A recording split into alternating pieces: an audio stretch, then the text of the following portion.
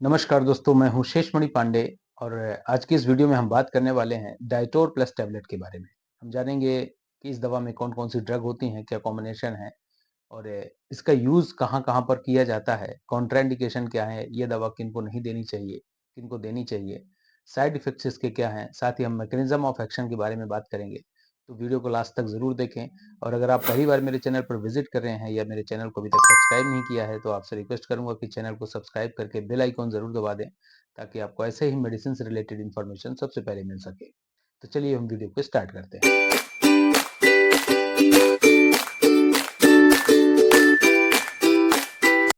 डाइटोर plus tablet 2 प्रकार की diuretics drug का एक कॉम्बिनेशन होता है, जिसमें कि पहली जो डायूरेटिक्स है इसमें टॉर्सेमाइड है, जो कि 5 एमजी, 10 एमजी या 20 एमजी के डोज में मिक्स होती है, जो कि 50 एमजी स्पाइरोनोलैक्टोन के साथ कॉम्बिनेशन में मिलाई जाती है। जो टॉर्सेमाइड है ये लूप डायूरेटिक्स कहलाती है और इसका काम जो है तो लूप ऑफ हेनले और डीसीटी पे होता है। ये सोडियम और क्लोराइड के रीअब्जॉर्प्शन को रोकती है, जिससे ज़्यादा से ज़्यादा सोडियम बाहर निकलता है और सोडियम जो है तो रिस्पॉन्सिबल होता है वाटर कंटेंट को बढ़ाने के लिए, जिसकी वजह से हाइपर वॉल्यूमिया होता है, बीपी बढ़ सकता है, स्वेलिंग बढ़ सकती है, तो उसको कंट्रोल करने के लिए सोडियम का बाहर जाना बहुत आवश्यक होता है। और जो स्पाइरोनोलैक्टोन है, ये पोटेशियम स्पेयरिंग डायूरेटिक्स है, तो ये पोटेशियम को रोक के रखता है और साथ ही ये एल्डोस्टेरॉन पर एक्ट करता है, यानी कि एल्डोस्टेरॉन एंटागोनिस्ट होता है, तो ये एल्डोस्टेरॉन के एक्शन को रोक देता है, जिसकी वजह से सोडियम जो है तो बाहर रिलीज होने लगता है और इस तरह से डायूरेसिस होती है और डायूरेसिस के कारण जो है तो वाटर कंटेंट बाहर निकलता है और जो हाइपरटेंशन है, एडिमा है, वो कंट्रोल हो जाता है। ज़्यादातर डॉक्टर्स इसको एडिमा के केसेस में प्रिस्क्राइब करते हैं। एडिमा एक तरह की ऐसी कंडीशन होती है जिसमें फ्लूइड एक्युमुलेशन की वजह से पानी भर जाता है पर्टिकुलर टिश्यूज में या कि किसी ऑर्गन्स में, तो उसके कारण से बॉडी फूल जाती है, स्वेल हो जाती है, तो उसको कंट्रोल करने की ज़रूरी होता है कि जो एक्सेस वाटर फ्लूइड है, उसको बाहर किया जाए। एडिमा के अलावा इसके और भी बहुत सारे यूज़ हैं, जैसे कि नेफ्रोटिक सिंड्रोम, इसमें यूरिन से प्रोटीन बाहर निकलने लगता है। इसके अलावा हाइपरटेंशन, जिनका बीपी ज़्यादा होता है, हार्ट फेलियर की प्रॉब्लम, अगर किसी को हार्ट प्रॉपर्ली काम नहीं कर पा रहा है, उस कंडीशन में भी ये दवा दी जाती है। किन लोगों को ये दवा नहीं लेनी चाहिए, यानी कि कॉन्ट्राइंडिकेशन क्या-क्या है, ये हम जान लेते हैं।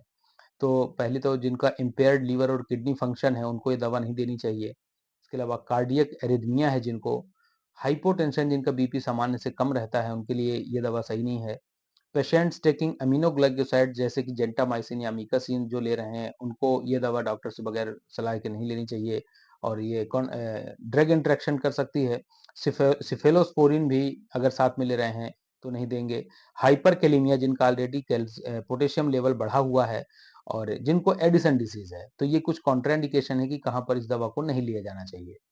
अब इसके कुछ साइड इफेक्ट्स देखने को मिलते हैं, जैसा कि ये डायूरेसिस कराता है, तो सबसे पहले तो डिहाइड्रेशन का चांसेस होता है कि इसमें बॉडी डिहाइड्रेट हो सकती है। हाइपोटेंशन हो सकता है, क्योंकि वाटर लॉस ज़्यादा होगा तो हाइपोवोल्यूमिया हो सकता है, हाइपोटेंशन हो सकता है। मसल वीकनेस होती है डिहाइड्रेशन की वजह से और डिजीनेस, स्लीपीनेस, टायर्डनेस, थकान महसूस होना और लो सेक्स ड्राइव, यानी कि सेक्स की इच्छा बहुत ज़्यादा कम हो जाती है इसमें और डिक्रीज सोडियम लेवल, सोडियम का लॉस होने की वजह से सोडियम लेवल डाउन हो जाता है। इसके अलावा मैग्नीशियम का लेवल डाउन हो सकता है और ब्रेस्ट एनलार्जमेंट का इसमें एक साइड इफेक्ट देखा जाता है और ब्रेस्ट टेंडरनेस भी देखा जाता है इसमें। तो ये इसके कुछ साइड इफेक्ट्स होते हैं। अब इसकी डोज की अगर बात करें तो इसमें जो टॉर्सेमाइड है वो फिक्स डोज टॉर्सेमाइड जो होता है वो 5 एमजी, 10 एमजी, 20 एमजी के अकॉर्डिंगली चेंज होता है, जबकि इसमें स्पाइरोनोलैक्टोन का फिक्स डोज यानी कि 50 एमजी होता है।